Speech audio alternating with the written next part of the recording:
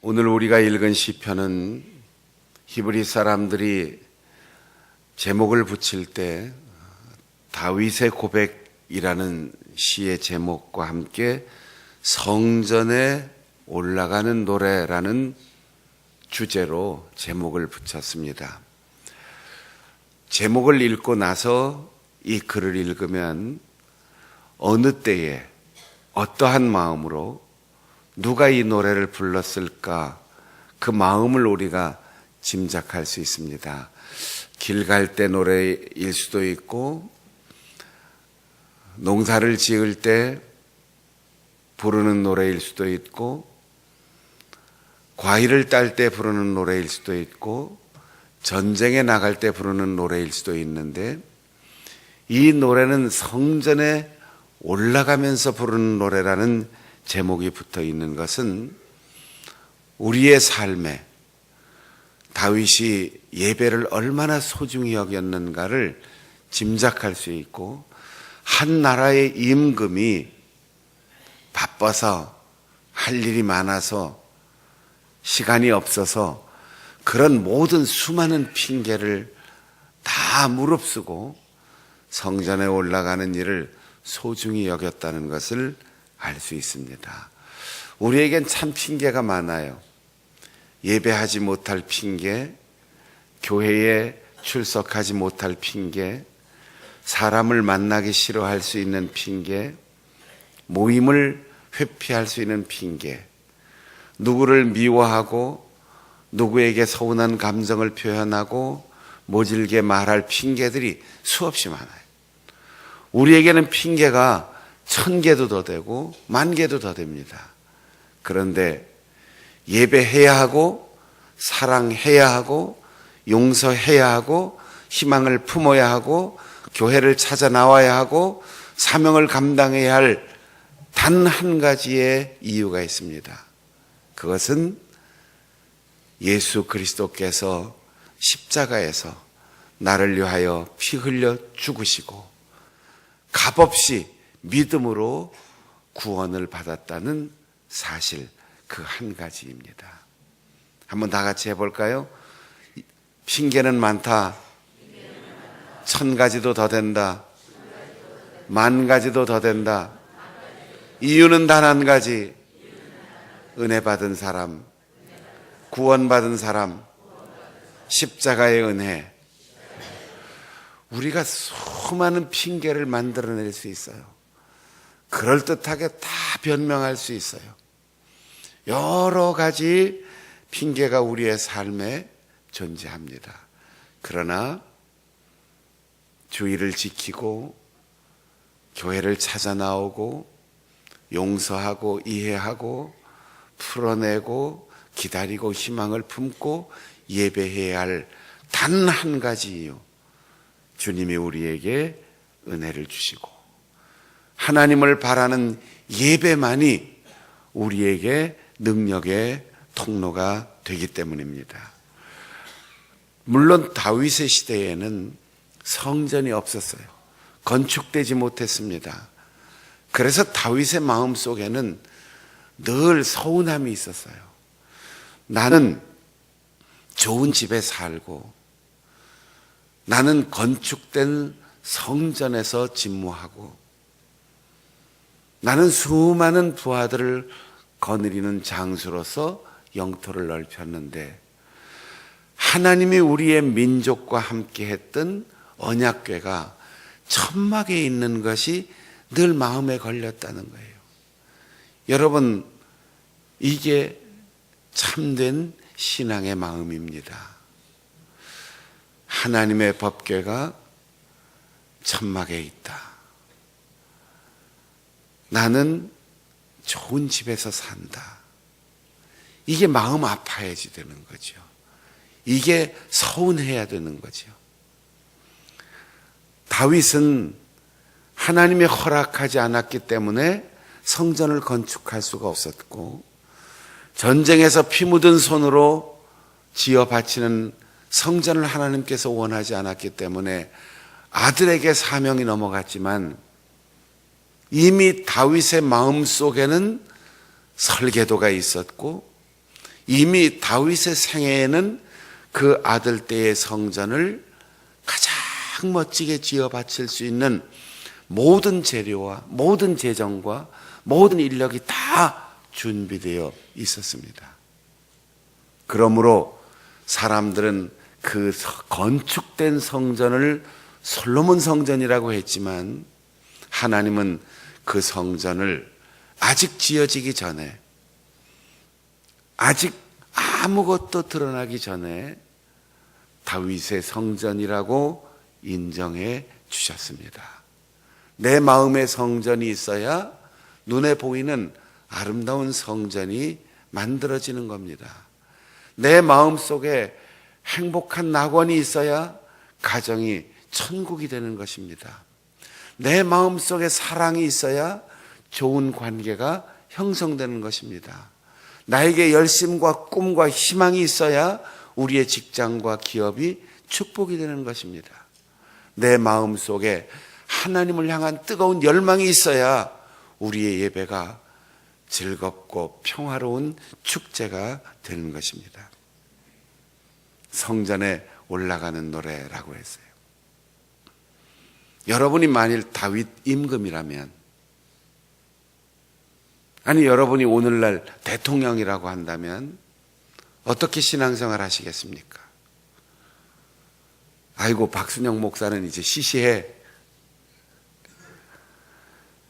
그래도 내가 대통령 됐으니까 이제 매주마다 청와대로 총회장들 교단별로 돌아가면서 다 오셔서 나를 위해서 축복해 주시오.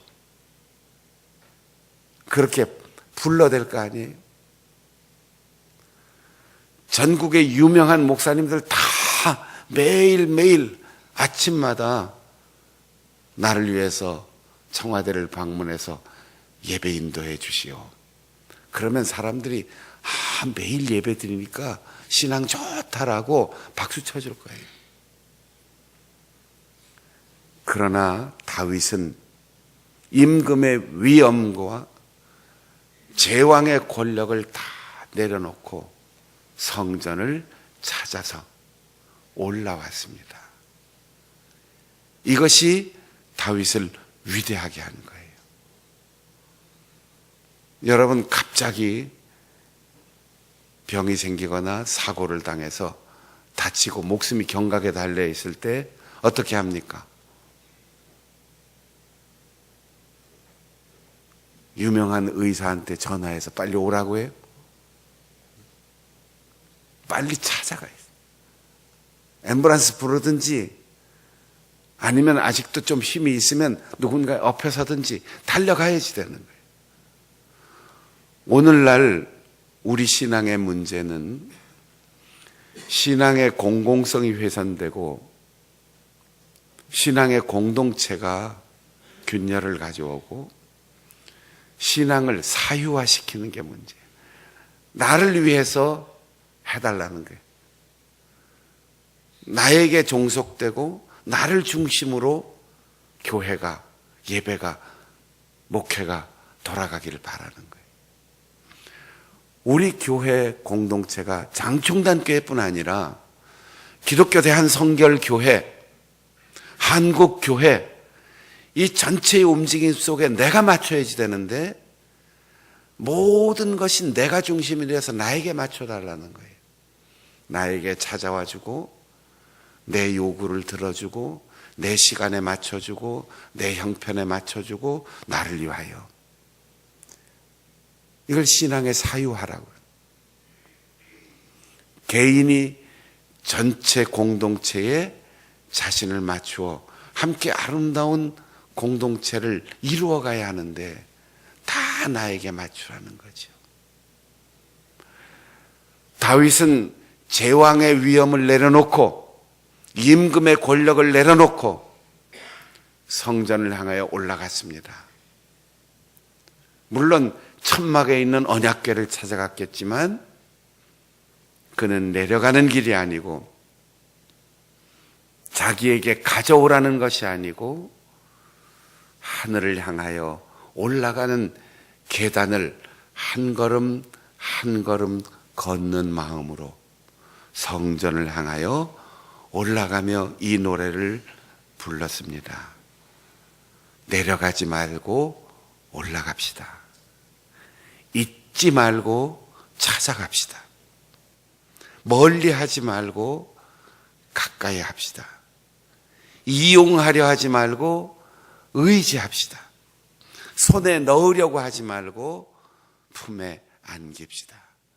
이것이 성전에 올라가며 노래 부른 다윗의 신앙입니다. 언약과 제사가 성전 시대의 신앙의 표현이었습니다. 성전이 무너지고 난 뒤 전 세계에 흩어져 노예로 포로로 살면서도 그들은 회당과 율법 암송을 통하여 마음의 성전, 포로 생활의 식민지에서도 그들은 성전을 놓지 않았습니다. 예수님이 이 땅에 오셔서 십자가에서 이 세상의 영원한 성전을 마련해 놓으시고 부활하여 떠나신 후에도 사도들은 교회 공동체와 예배를 통하여 역사의 성전을 지속하였습니다. 다윗은 그 마음을 이렇게 표현했습니다. 어머니의 품에 안긴 젖된 아이 같도다. 아무리 나이가 많아도, 아무리 인생의 경험이 많고 세상에서 권력과 위엄과 명예를 가졌어도 어머니 앞에서는 낮아지는 거예요. 내가 어머니보다 더 많이 배웠어도, 내가 어머니보다 더 키가 크고 더 아름답고 더 젊고 더 힘이 있어도 어머니 앞에서는 늘 어리광을 부리고 싶고 어머니를 의지하고 싶은 것이 자식의 마음입니다. 심지어 어머니가 돌아가셨어도 내 인생에 중요한 결단이 있을 때, 내 인생에 도저히 풀리지 않는 어려운 고통이 있을 때, 내 인생의 가장 절망적인 순간에 어머니의 무덤 앞을 찾아가서 새롭게 위로와 소망을 얻고 새롭게 출발하는 것이 자식의 마음입니다. 어머니의 품에 있는 젖된 아이처럼 내 마음은 교만하지 않겠습니다. 내 눈은 오만하지 않겠습니다. 내 마음에는 분에 넘치는 욕심을 품지 않겠습니다. 다윗은 이렇게 성전에 올라가면서 노래했습니다. 혹시 여러분 명절에 고향을 찾고 또 부모님들 생신날 멀리 떨어져 있는 아버지 어머니를 찾아가면서 이젠 내가 아버지보다 훨씬 더 삶의 분별력이 있고 더 높아졌지, 어머니보단 이제 내 마음이 더 넓고 부드럽지, 고향에 가서 뭐 좀 얻어올 거 없을까, 이러고 찾아가는 사람이 있어요. 고향을 찾는 마음은 어린 시절로 돌아가 순수해지는 마음이 회복되는 겁니다. 아버지 어머니를 만날 때 우리는 낮아지는 겁니다. 애비야, 애미야, 내가 인생을 이만큼 살아보니까 그거 별거 아니더라. 욕심내지 마, 다투지 마라. 그렇게 한마디 해주시면 그게 우리의 삶의 위로가 되고 평안이 되는 거죠. 우리는 마음을 단단히 하고 수많은 사람과의 경쟁 속에서 자꾸 위만 쳐다봅니다. 화려한 것, 사람들의 칭찬을 탐냅니다. 그리고 이왕이면 똑같은 조건에 더 멋지고 더 잘났다 소리를 듣고 싶습니다. 그러나 부모님 앞에 가만히 가서 생각해 보면 이만해도, 이렇게 사는 것만 해도, 오늘까지 살아있는 것만 해도 얼마나 감사한지 말할 수 없는 평안과 안정을 얻게 되는 거죠. 그래서 내 영혼으로 고요하게 평온하게 하는 그 어머니의 품으로 들어가는 마음으로 성전을 찾는다 하였습니다. 젖된 아이라는 표현은 우리가 언뜻 생각하면 철부지 아이 이렇게 생각할 수 있는데 이제 다 자랐다 그런 뜻이에요.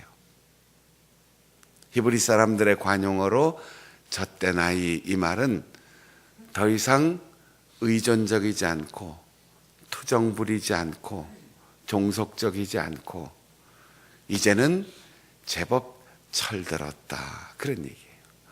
어머니를 사랑하고 어머니 앞에서 내가 품어야 할 사람다운 마음을 회복하지만 철없이 칭얼대던 그 젖먹이 어린아이의 마음을 버린다는 거예요.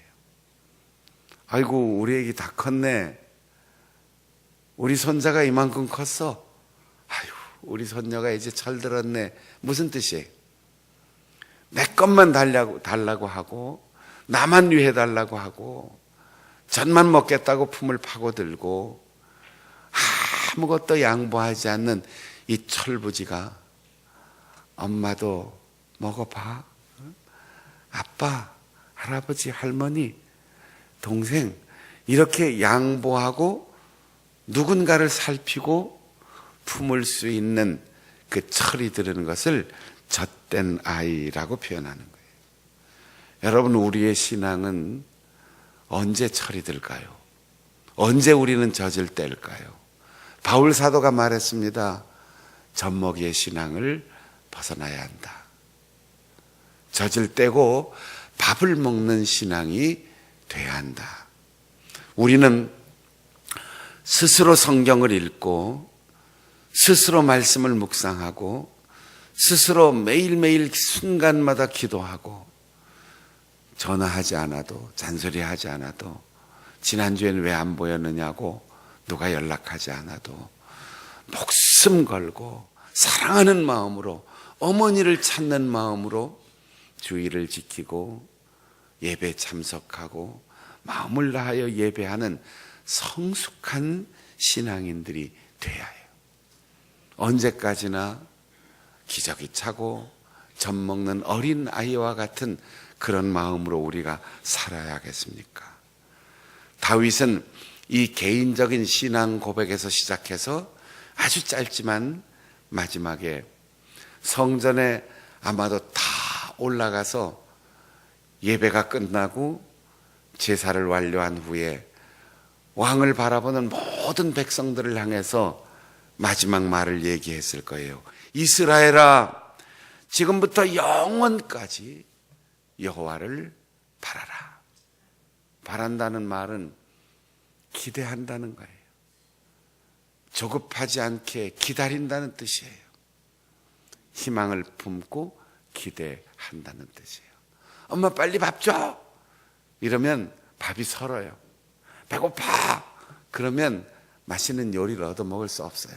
냄새가 나면 조금만 더 기다리면 돼요. 그러면 우리의 어머니가 자식을 위하여 가장 좋은 것을 준비해서 가장 맛있는 음식을 먹을 수 있는 식탁을 마련할 겁니다.